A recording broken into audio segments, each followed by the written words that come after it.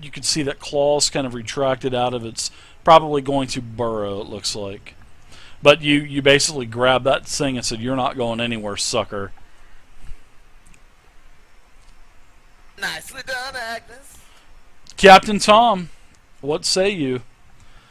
Wilbur's going to take a step up here. And he's going to turn and attack this thing. 9 more damage, wow. Alright. And the captain is going to slowly turn.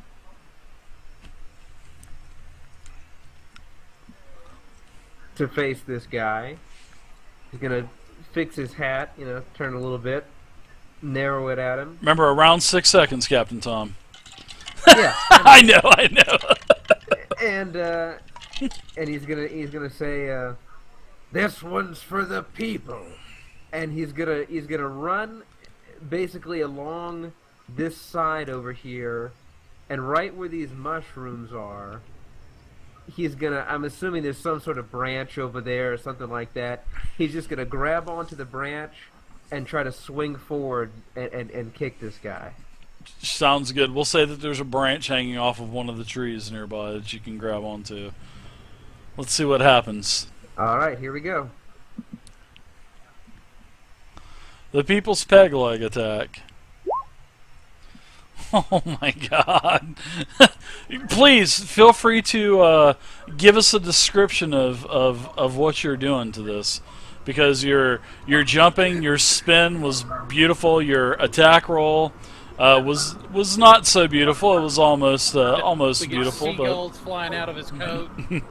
Because remember, doves are copyrighted by Acquisitions Incorporated. Yeah, that's right. So the thing is that I mentioned to you the other day, but you were busy with other stuff, is since I'm doing all this acrobatics and athletics, I feel like there should be a DC for those checks that if I don't make it, I take the minus penalty, but if I do make it, I get a plus as like a flourish to my actual hit. Your flourish, wow. Because I just rolled 2 20s on my athletics and acrobatics check, and I'm only 1 off from the actual attack roll. So you see what I'm saying? What you're saying. I see what you're saying. You come down on it, but you still, you had a 1 damage, so a 1 minimum, unfortunately.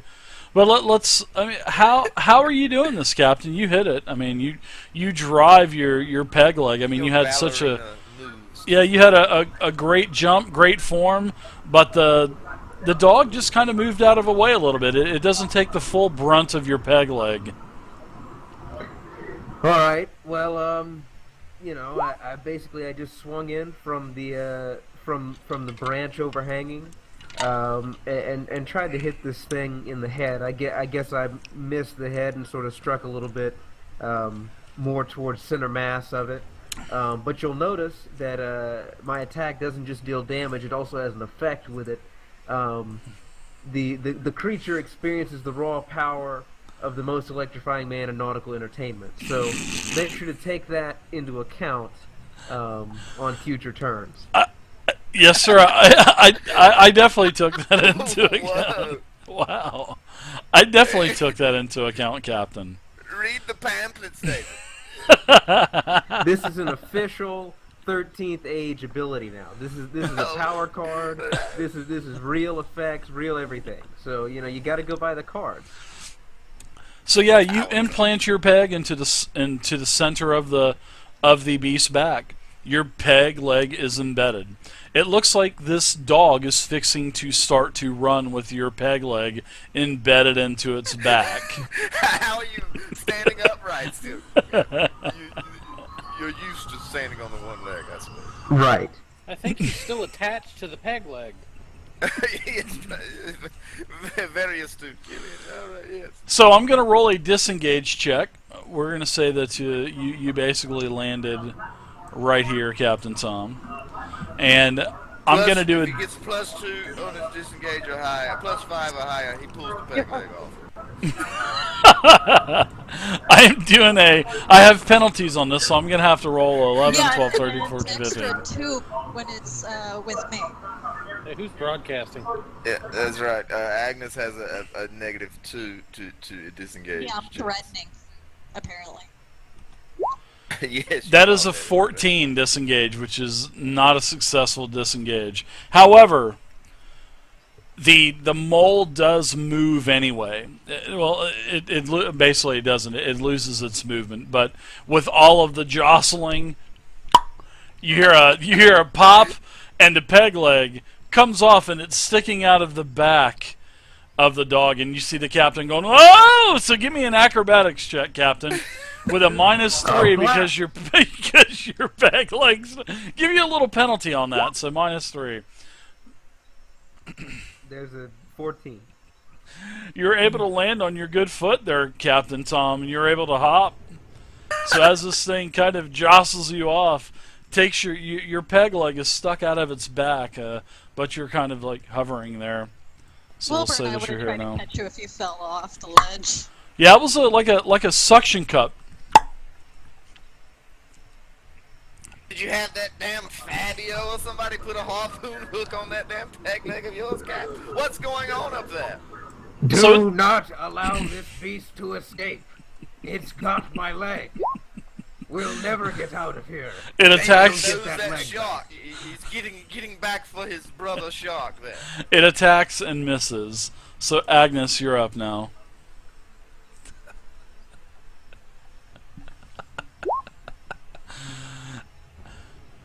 Agnes, do you hit this? Do you crit this thing, Agnes? She rolled a 5. Unbelievable. No. No, she didn't. Agnes, 13 to 20 now. anything else for you, Agnes? Vance? Hey, Vance is chuckling a little bit over here. He's kind of half doubled over with laughter watching the captain stumble about like a buffoon. But I managed to compose myself somewhat. Alright, you beast over there. Get away, give the captain his damn leg back. Can't you see the man's one naked? And I do a battle chant. Unbelievable. The captain lost his peg leg. That's a hit. 21, He looks a bit 21 jumpy versus now. magic defense. Give me some thunder damage. Bring the thunder. Here we go. Nah. Vance is a lover, not a fighter. It does. Once again, Vance saves the day. Captain, you may retrieve your leg now. You are very welcome, sir. I almost just choked. Unbelievable. Thank you, Vance. You've done me a great service. Not a problem at all, Captain. I am here to assist my boon companions in whatever endeavors they get into. Unbelievable. Help the captain. I'm still a little bit chuckling a bit. Just watching the captain hobble about like some sort of bird or something. Captain Hopalong. Captain, I guess you want to retrieve your peg leg, huh? I do. You're able to sit on the belly of the beast and pull your peg leg out and get it reattached there. Alright, so you guys are out of combat. Slime is dead. These 4 beasts are slain in front of you also. Now I want to search the area.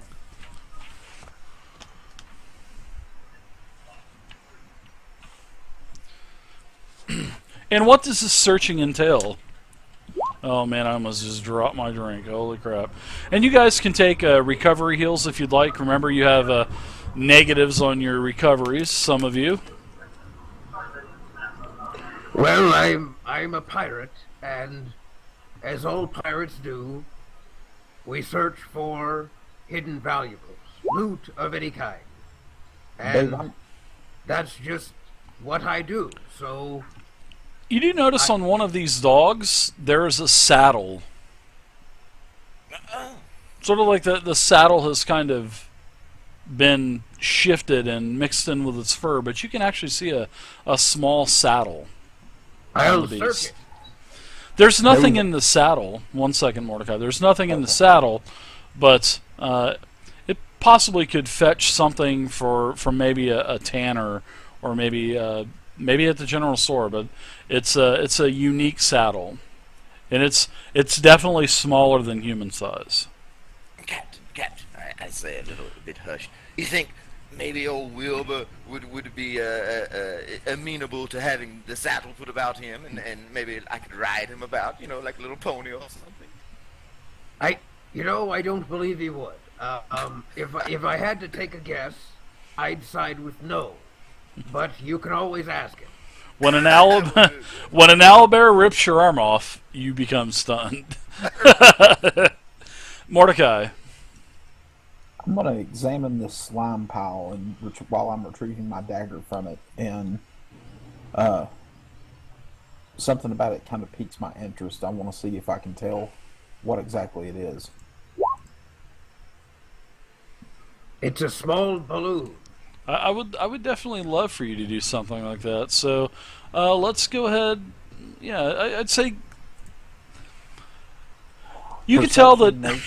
We'll just go with your perception roll, seeing that you were so flamboyant on rolling a die. I didn't actually mean to. I hit that on accident, but go ahead. That's what they all say. But no problem. Just kidding. It's just the tip, Dave. Just the tip.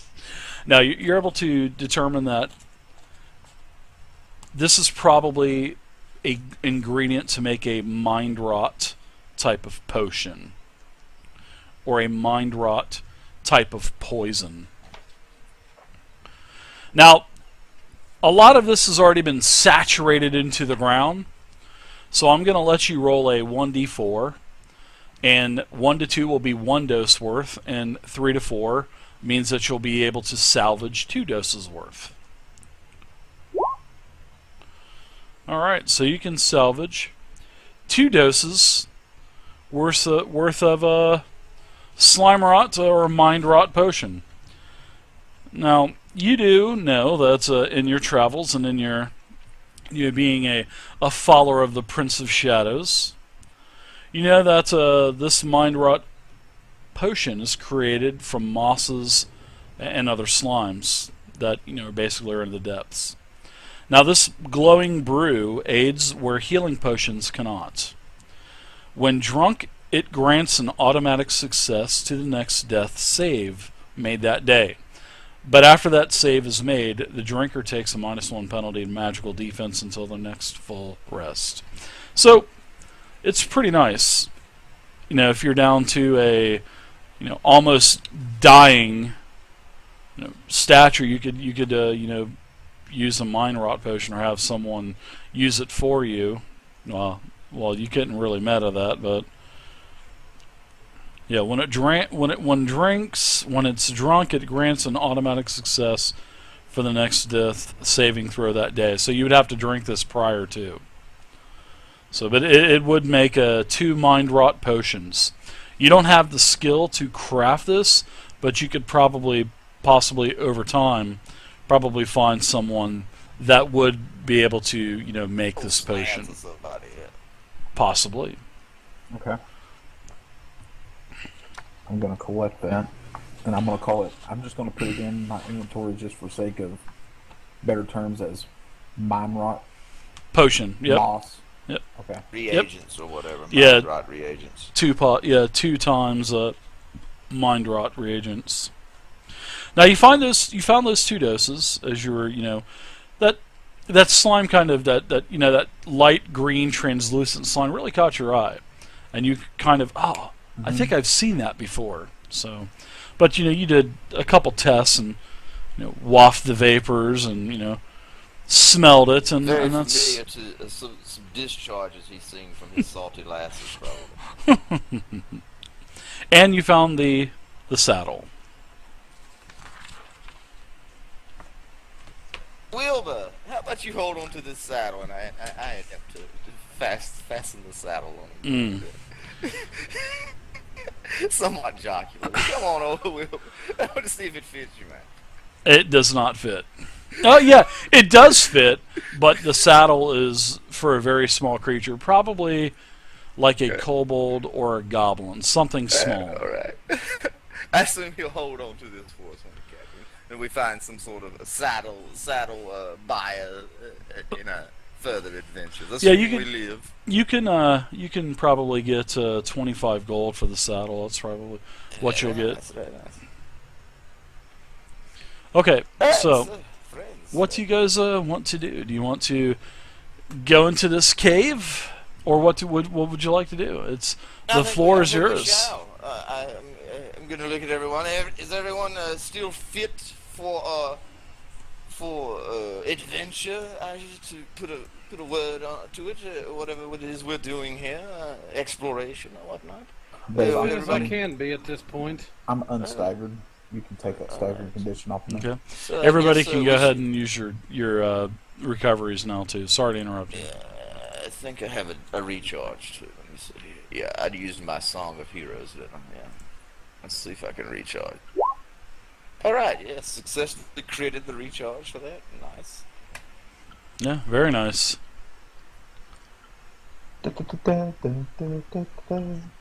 And I'm gonna light a torch, and I guess we're all gonna just fall up into this crevasse or fissure or whatever the devil I'm gonna this cave. Crevasse.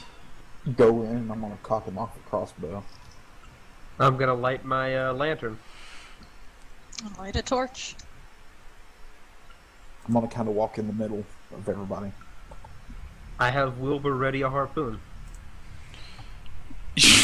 Harpoon. The Kraken! Okay, so that's what I wanted to know. Who all is putting light? I think everybody. I The will. captain is for sure.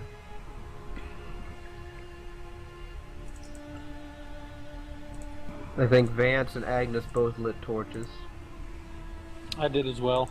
Yeah, I'm thinking about it now. I may just extinguish mine. We seem to be well lit. I kind of want to keep to the shadows a bit, but do stay close, Agnes. Yeah. Agnes, would you like anything? Any kind of light?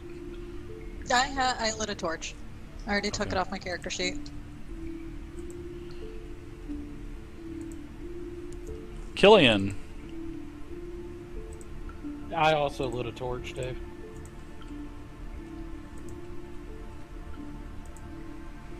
Vance, you did not. Mordecai, did you? No. And Wilbur didn't either. He's holding a harpoon. Is that a two-handed whip? Yeah, I reckon it's a glaive, right? He's just A looking modified around. glaive. Okay. He's got it sort of back like this, you know, he's like looking around. It's a harpoon with air quotes. He kind of Yeah. walks into the cave entrance, and both sides of it stop him from going forward, and he tries to move it about so he can get into the damn entrance with it. The first sign of a kraken, he's throwing that thing.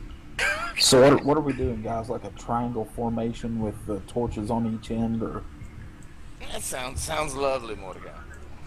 So I do have a couple things for you. Now, what is the marching order of marching down this fissure? Because it is a very narrow Right. crawl space, and there's a lot of places where you have to almost take gear off, especially the Agnes and Killian because of the plate mail. I mean, it is literally getting down to points where you have to almost push the heavy armor wearers through. Now, this is totally dark. You know, you can hear Since water they're dropping. heavily armored and everything, let's have Agnes take point, followed by Mordecai, and then Killian, Somebody's and broadcasting. then That's Wilbur, Tom. and then me, and then the captain will pull up the rear since he's got a torch. You lit a torch as well, right? And this peg leg isn't I on have all the a way lantern. right now, so I mean that could be a Yeah, problem you grab also. onto me, Cap, if you need support. I mean, we can sit him down and I can whack it with the blunt side of the axe and just knock it back into place. Killian, that sounds very unpleasant, man. Just whack it. All right. Alright, So how's as that order sound to everybody? that sounds good. As everybody's proceeding down, you travel down about 80 feet. And as you get down to this first, I want to say like a small room, you can see that there's another shaft to the south, and it looks like it's going to start going southeast. So in this opening, you're able to, get a drink, wipe your, everybody wipes off their foreheads from sweating, and as you start to proceed down the next shaft, you can see that it's a little bit more difficult because of the piles of rubble, chunks of earth. Sometimes you'll walk past and you'll see like a window inside of not a broken, just like a normal window, and behind it is just rock and What's earth. the atmosphere like in here, Dave? Muggy? It's very muggy, yeah, and there's sort of like I don't want to say a smell of rot or stench, but almost one of things burnt in the past, like a like a charcoal type of smell. Now, as you guys start to descend down this last corridor about another 40 feet, so you're down you're down a total of 120 feet now, and just as you're starting to get down a little bit more description for you, when you guys are traveling down this area, you can see that there's a large black opening in front of you, and when you get down to the bottom, several of you almost fall, because you notice that now the earthy floor beneath you is now turned into a beautiful marble floor with a thin layer of dust that makes it rather slippery. And this is where you guys are at. You guys are on the next map.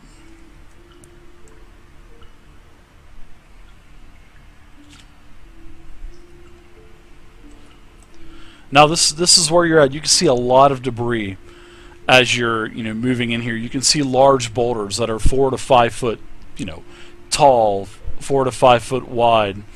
As you proceed in a little bit farther, you can see a building directly in front of you. Now hold on there. I'm going to give you a little bit of description first, Killian. Now to the north, this right here is a mage tower. But the mage tower is turned upside down, and the point of the point of the tower, which is still intact, is facing and pointing down towards the ground. There's about a 12 to 15 foot space between the earthen floor here and the very, very tip of the tower. And you can see that there are several holes, possibly at one time this was a working mage tower. There's also to the northeast, you can see some type of broken structure. Lots of rubble. An old road is in front of you also that just kind of disappears into the rock.